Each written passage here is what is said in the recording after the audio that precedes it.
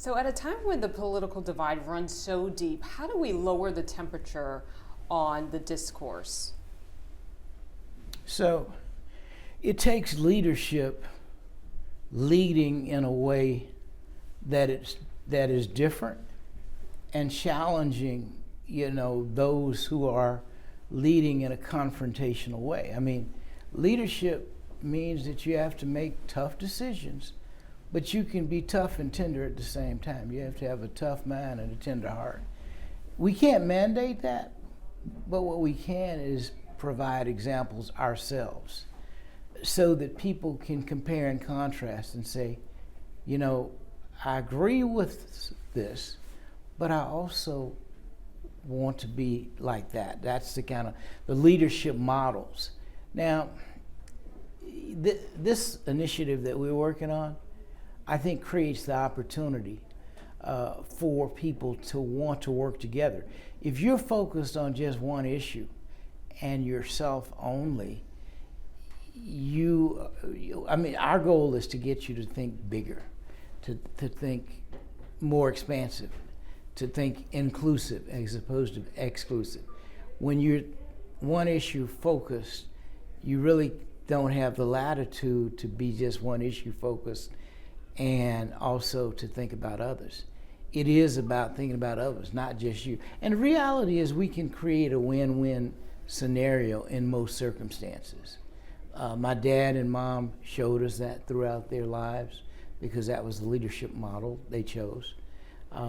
What has happened is civility is temporarily lost in the political landscape. We've got to figure out how do we bring civility back. And what I can say is while some may feel that that's not possible, I'm going to always believe that it can be possible, and I hope that's the energy I'm putting out. My dad, for example, there were people, hypothetically, who might be 90% bad. He'd focus on that 10% good and attempt to extract that from people. We got to do that, and it's going to maybe be tough, but it's not unsurmountable. Your father was the great unifier. That was one of the many things he was known for. And I think it's really no coincidence that this time the MLK holiday falls on the same day as our presidential inauguration, a time where this country is really starved for that kind of unity. What are you hoping to hear from the incoming president? Well, I'm hoping to not just hear.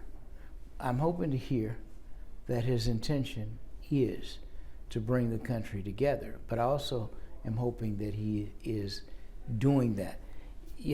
Oftentimes people say one thing and do something else. It's not just saying it, it's doing it.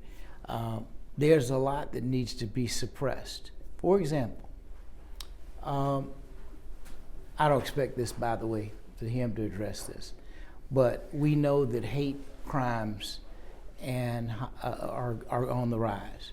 We know that is potentially violent because people are being told that they need to get ready for a civil war. So people are gunning up, people are doing all kinds of things.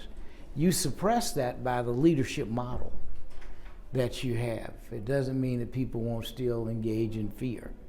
But, I often say we need to turn to our faith, and I'm not talking about religion. It's a difference between faith and religion. Religion is, could be it could be Christian, it could be Muslim, it could be Jewish, it could be anything, Hindu, Buddhist.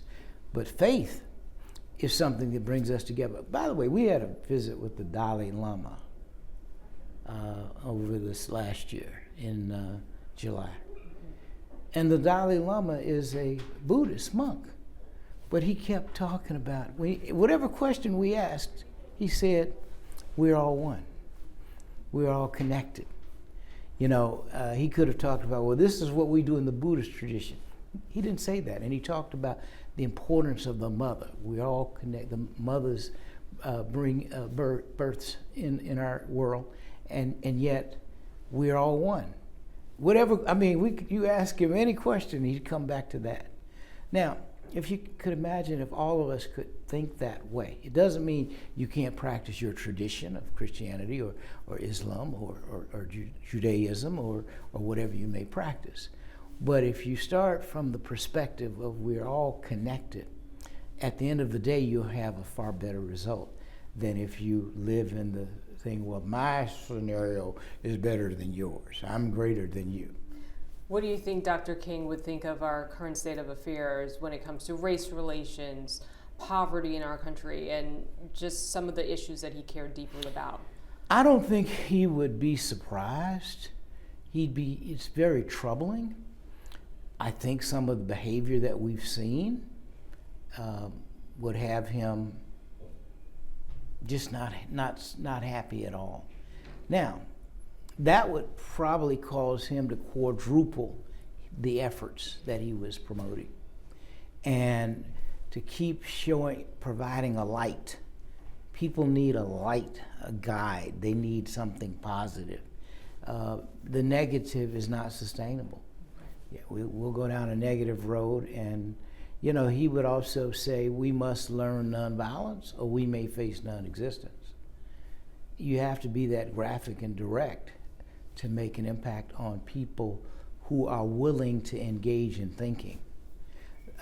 So many of us are caught up in so much because we are socialized by technology, and we're not focused clearly enough on a mission that can deliver positive results. As you're speaking, I'm thinking about a good portion of our country that was disappointed by the election results. Yes. What do people do with that energy, that frustration, the feeling that they don't know what to do and how to refocus? Well, you have to think about what we didn't, what as a nation didn't do. A lot of people didn't participate, and those that did made their voices heard. But I believe there are far more people of goodwill who just didn't engage. I mean, at a certain point, you hear so much noise that it causes you to push back. I don't want to deal with politics because it's just negative. Well, we don't have the luxury of not participating, and the progress that we've made in our society has been because people have chosen to put themselves out there on the front lines. And although it's going to be a challenging time, it's not unsurmountable. I mean, I can assure you that before Dad and his team and Mom and hers accomplished any of the goals they accomplished, many times it was just dark. It did not seem possible. But they endured, they continued, and we have to encourage people to stay engaged, to don't give up, don't give in, don't give out. And ultimately, we will create the kind of world that we want for our children and children yet unborn. Mm-hmm. And I think history has shown us sometimes you take 2 steps forward, 1 step back. Exactly. And unfortunately, it repeats itself. People who do not remember their history are doomed to repeat the mistakes of the past. And so we are confronting a scenario where history is being written out, or at least there are those who want to ban books. And to me, that's not what democracy is about, what we claim to be.